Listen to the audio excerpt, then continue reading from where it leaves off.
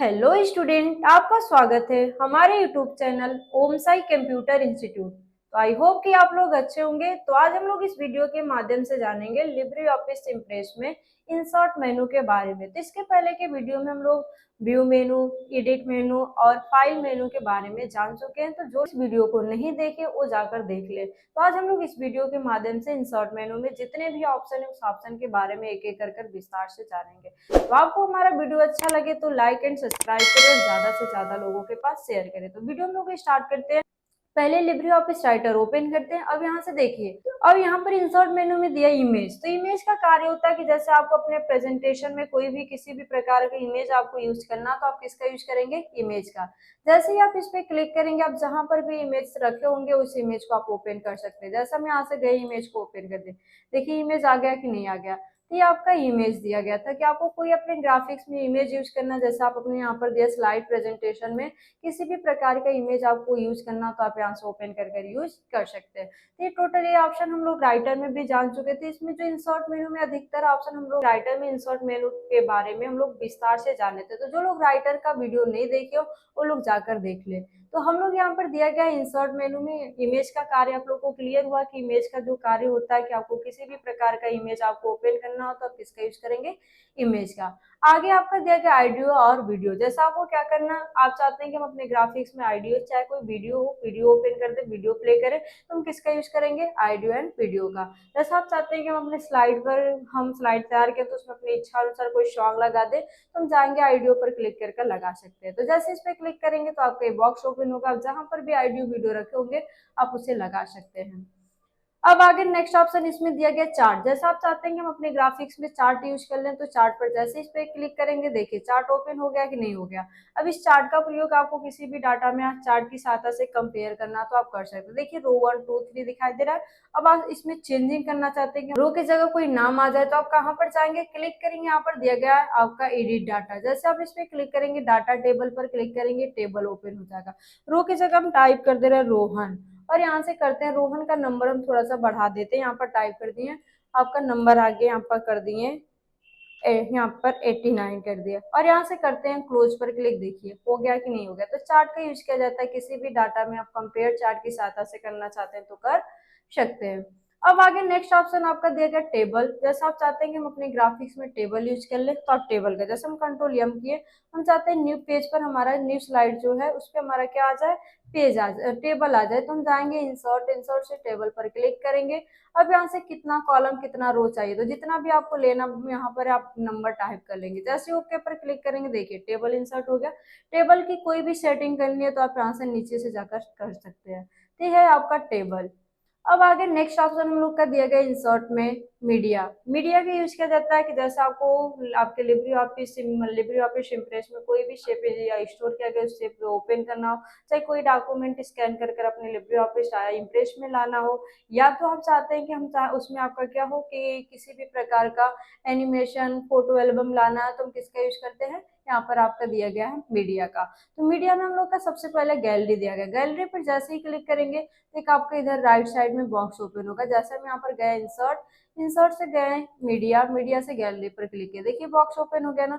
आप चाहते हैं कि हम अपने ग्राफिक्स में ऐसा शेप यूज कर ले, तो आप जैसे ही ड्रैग करेंगे वो शेप आ जाएगा। देखिए जो भी आपको शेप चाहिए आप यहाँ पर ड्रैग करेंगे वो आ जाएगा।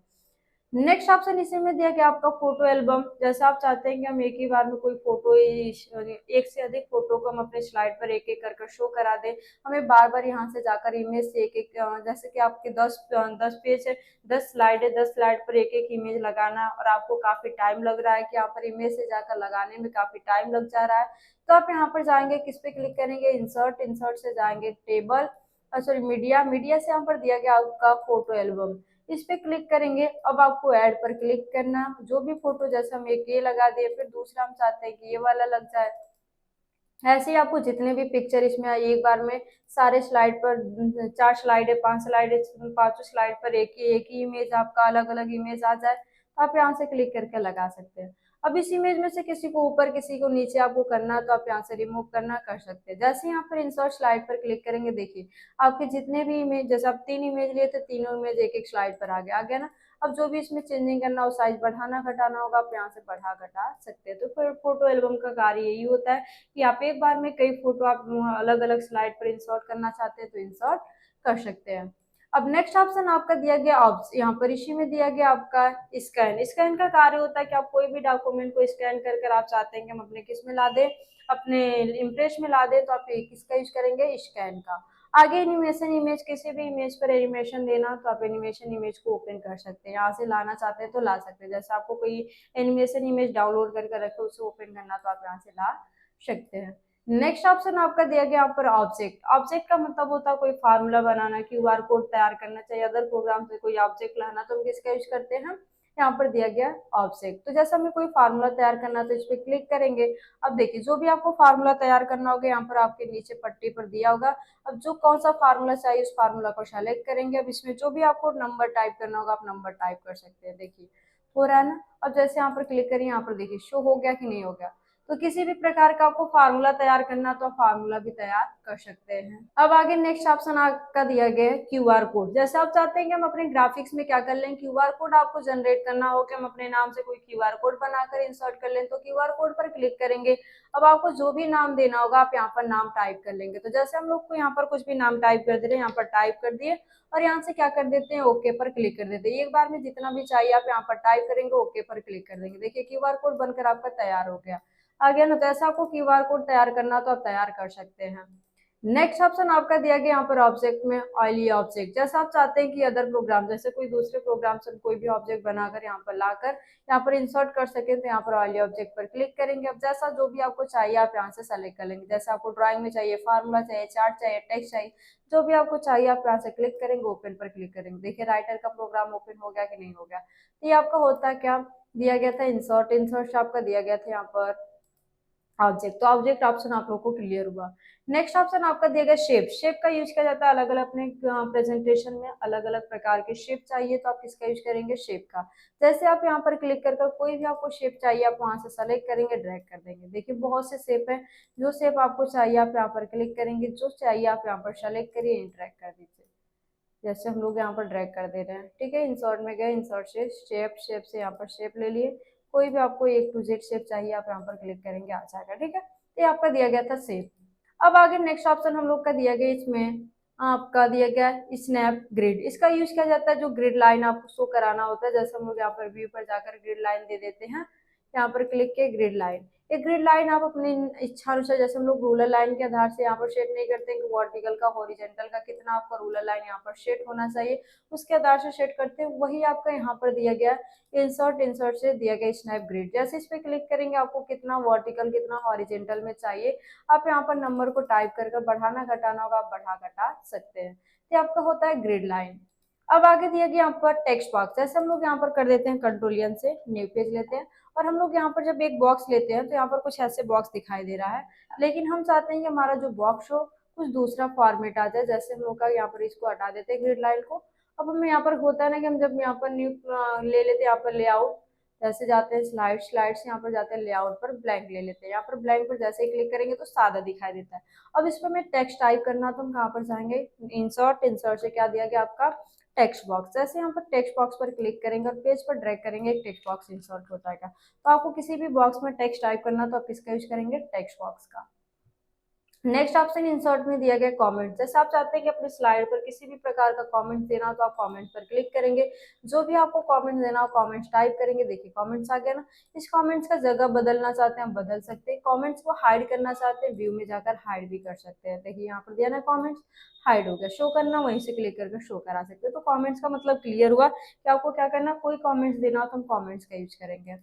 अब आगे दिए गए नेक्स्ट ऑप्शन आपका दिया गया यहाँ पर फ्लोटिंग फ्रेम। इसका यूज किया जाता है जैसे आप चाहते हैं कि हमारा क्या किसी दूसरे प्रोग्राम को यहाँ पर इंसर्ट कर सके, जैसे इंटरनेट से कोई फाइल चाहे कोई इमेज हो, इसे हम यहाँ पर इंसर्ट कर सके, तो आप किसका यूज करेंगे, फ्लोटिंग फ्रेम का। जैसे इस पर क्लिक करेंगे यहाँ से आपका नाम पूछेगा कि आपके फ्लोटिंग फ्रेम मतलब आपके फ्रेम का क्या नाम होना चाहिए, नाम टाइप करेंगे।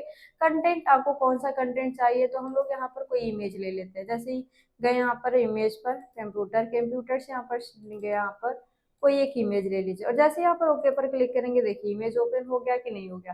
ये होता हम लोग का, ये आपका क्या दिया गया था, फ्लोटिंग फ्रेम। अब आते हैं हम लोग नेक्स्ट ऑप्शन क्या दिया गया है यहाँ पर फॉन्ट वर्क। फॉन्ट वर्क का मतलब होता है कि जैसे आप चाहते हैं कि हम अपने ग्राफिक्स में अलग अलग प्रकार के हम क्या यूज कर लें, फॉन्ट की स्टाइल, मतलब हम अपने टेक्स्ट को सेव के फॉर्मेट में यूज कर ले, तो आप जाएंगे यहाँ से क्लिक करेंगे फॉन्ट वर्क। इसमें बहुत से स्टाइल दिए होंगे, जो स्टाइल आपको सही लग रहा है उसको आप सेलेक्ट करेंगे, ओके पर क्लिक कर देंगे। देखिए आ गया ना। अब इसकी जगह आप कुछ दूसरा टेक्स्ट टाइप करना चाहते हैं तो यहाँ पर डबल क्लिक कर दीजिए, और यहाँ पर हमें क्या टाइप करना है, जैसे OMSCI टाइप कर दिए और यहाँ से हट जाइए। देखिए आ गया कि नहीं आ गया। तो ये आपका क्या दिया गया था, इसका कलर भी चेंज करना होगा तो आप यहाँ से जाकर जैसे आप सेलेक्ट किए, अब इसका कलर चेंज करना आप यहाँ से जाकर चेंज कर सकते हो। प्रॉपर्टी बार को यहाँ पर शो कराएंगे और यहाँ से जो भी कलर आपको चाहिए वो कलर सेलेक्ट कर लेंगे। देखिए हो गया कि नहीं हो गया। अब आते हैं नेक्स्ट ऑप्शन। ये ऑप्शन हम लोग बहुत विस्तार से राइटर में पढ़ चुके हैं। इंसर्ट मेनू, जो इसका इंसर्ट मेनू था उसमें हम लोग एक एक करके विस्तार से जान चुके हैं।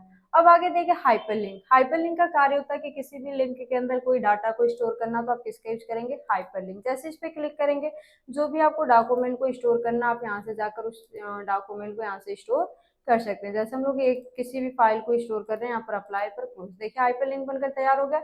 अब यहाँ से आप इस लिंक को ओपन करना चाहते हैं, कंट्रोल के साथ माउस का लेफ्ट क्लिक करेंगे, वो लिंक आपका ओपन हो जाएगा। तो ये होता है आपका हाइपरलिंक, कि किसी भी लिंक के अंदर कोई डाटा स्टोर करना तो हम किसका यूज करेंगे, हाइपरलिंक का। अब नेक्स्ट ऑप्शन आपका दिया कि यहाँ पर स्पेशल कैरेक्टर, जैसे आप अपने ग्राफिक्स में अलग अलग प्रकार के कैरेक्टर यूज करना चाहते हैं तो यूज कर सकते हैं। यहाँ पर फॉर्मेटिंग मार्क, आप अपने पैराग्राफ, इस पैराग्राफ में कोई किसी भी वर्ड के पास कैसे वहाँ पर हाइफन देना चाहते हैं, हाइफन के बिना हाइफन का कैसे आप शो कराना चाहते हैं, ऐसे आपको शो कराना तो आप किसका यूज करेंगे, फॉर्मेटिंग मार्क। स्लाइड नंबर, अपने पेज पर स्लाइड नंबर शो कराना कि हमारा जो जिस पेज पर हमारा जिस स्लाइड पर उसका नंबर क्या है, कितने कितने नंबर पर है, तो आप जाएंगे यहाँ पर स्लाइड नंबर पर क्लिक करेंगे। देखिए उसका नंबर शो होने लगा नहीं, यहाँ पर क्लिक किए 2 पर है। ऐसे यहाँ पर 1 पर गए, 1 का भी आप नंबर शो कराना चाहते हैं तो जाएंगे क्लिक करेंगे, कहाँ पर जाएंगे, स्लाइड नंबर। जैसे ही क्लिक करेंगे उसका नंबर यहाँ पर शो हो जाएगा। जैसे यहाँ पर नीचे छिपा हुआ है, यहाँ पर देखिए नंबर शो हो रहा है ना, तो स्लाइड नंबर है। अब आगे नेक्स्ट ऑप्शन आपका दिया गया फील्ड। जैसे आपको फील्ड में डेट टाइम वगैरह आपको शो कराना है तो आप यहाँ से जाएंगे, जो भी आपको डेट टाइम देना हो, टाइमिंग देना हो, ऑथर का नाम, स्लाइड नंबर, स्लाइड टाइटल, जो भी आपको देना आप यहाँ पर क्लिक करेंगे वो आपका शो हो जाएगा। इसके नीचे आपका छिप जा रहा है, हम इसको कर देते हैं साइड में, हटा देते हैं।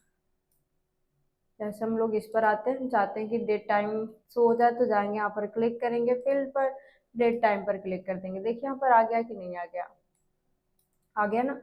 अब आगे नेक्स्ट क्या ऑप्शन दिया गया, हम लोग आते हैं यहाँ पर दिया गया आपका हेडर फुटर। जैसे आप चाहते हैं कि अपने पेज पर हेडर फुटर दे तो आप यहाँ पर क्लिक करेंगे, जो भी आपको हेडर देना, डेट टाइम देना, हेडर फुटर जो भी आपको देना होगा आप यहाँ पर क्लिक करेंगे, जो टेक्स्ट आपको टाइप करना आप यहाँ पर टाइप करेंगे, अप्लाई पर क्लिक कर देंगे। देखिए नीचे आ गया कि नहीं आ गया, तो आपका हेडर और फुटर होता है।